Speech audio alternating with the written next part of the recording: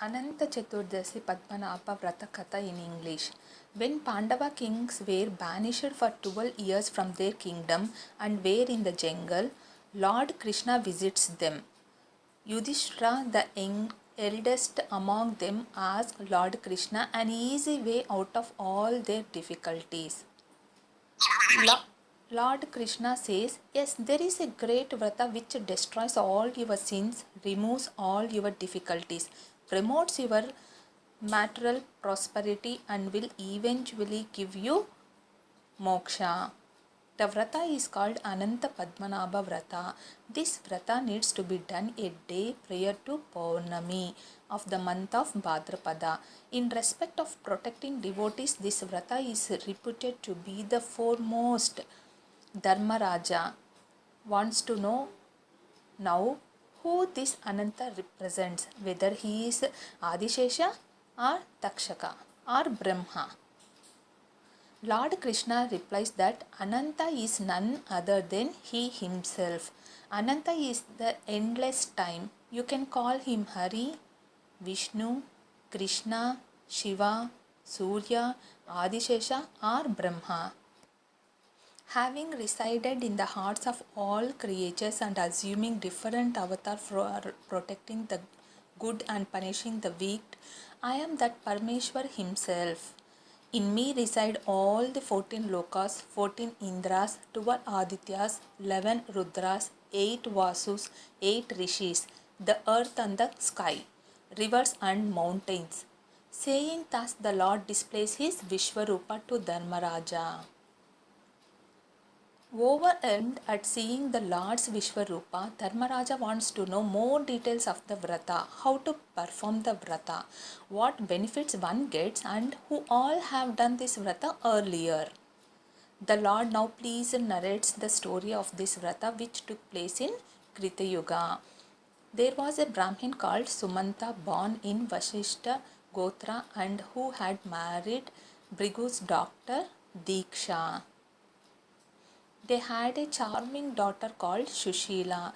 When Shushila was a young girl, she lost her mother. Her father married a woman called Karkashi, who was a hard-hearted, quarrelsome termagant. She made the life of Shushila miserable. In spite of all these difficulties at home, Shushila grew up to be a fine lady ready to be married. When Sumanta was worried over her marriage, there came to his house a rishi called Kaundinya, who was looking for a bride. Sumanta gives his daughter to Kaundinya Rishi in marriage. With his wife being uncooperative, he could give to his son-in-law only some fried wheat flour as a marriage gift. Kaundinya, accompanied by his wife Shushila, travels and by afternoon reaches the bank of a river. That day being Bhadrapada Shukla Chaturdashi, many Brahmins and their wives who were wearing red dress were worshipping Ananta Padmanabha. Curious Shushila approaches these ladies and asks them for details of the vrata. They say that the vrata is called Ananta Vrata and the fruits are infinite. When Shushila showed interest to do the vrata, they tell Shushila the details as follows. The vrata is to be performed on Bhadrapada Shukla Chaturdashi. Having taken bath and wearing a clean dress, decorate the altar with devotion. Keep a kalasha on the south of the altar, in which you invite the Lord. Keep 7 darbas tied to each other to represent Ananta. Keep a red thread with 14 knots on the altar.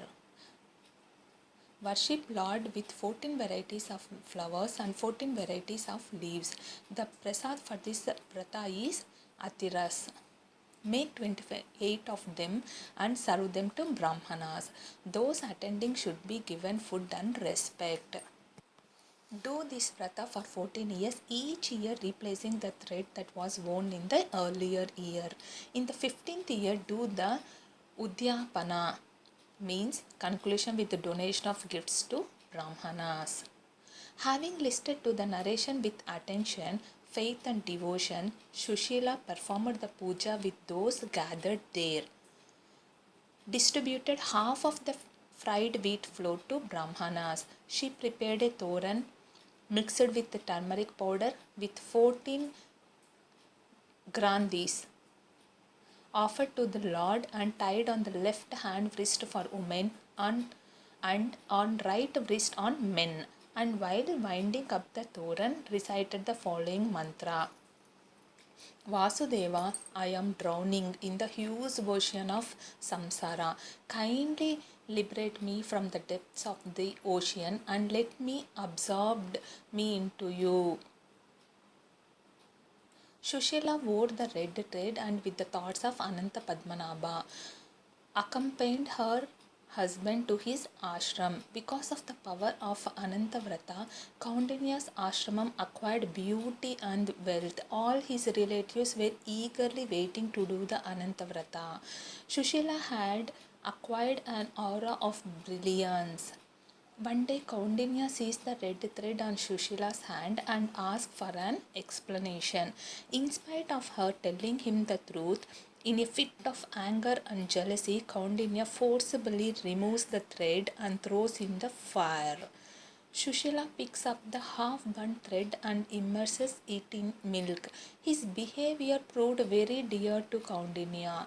Pretty soon all his wealth was lost, his relatives deserted him, his cattle died, and he now knows that this was on account of his rudeness to Ananta Padmanabha Swami in the form of red thread. Kaundinya leaves his house in search of Ananta Padmanabha. Like a demented person, he enters the jungle and asks a mango tree full of mangoes, have you seen Ananta Padmanabha Swami? He goes further and asks a cow along with its calf the same question. A little further, he meets a bullock to whom he poses this question. His travel brings him near two lakes which were overflowing, to whom he puts the same question.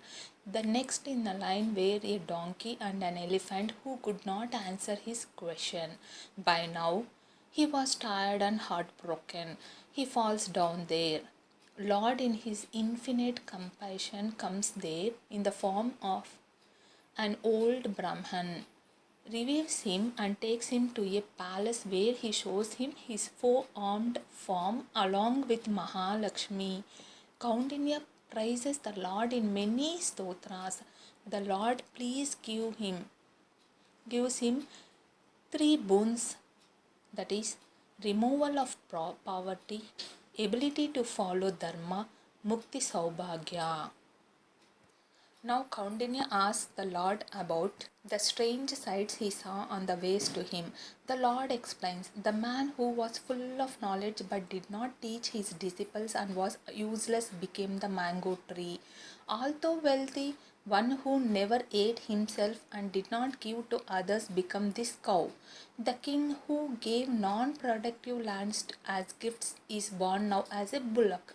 The two lakes which overflow are dharma and adharma.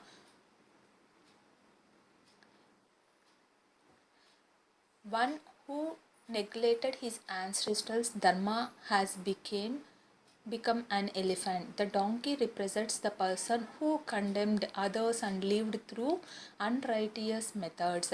Do this vrita for 14 years and I shall grant you a permanent place in the heavens. Kaundinya returned home and did the puja with Shraddha and Bhakti. He lived a life of wealth and happiness. In the bygone days, sages like Agastya, kings like Janaka, Sagara, Dilipa, Harishchandra have done this vrata. You too do this vrata and all your troubles will be over. Listening to this, exiled King Dharmaraja also performed this vrata. One who hears this story or narrates it will be rid of all woes and difficulties and will acquire all kinds of wealth. Namaste.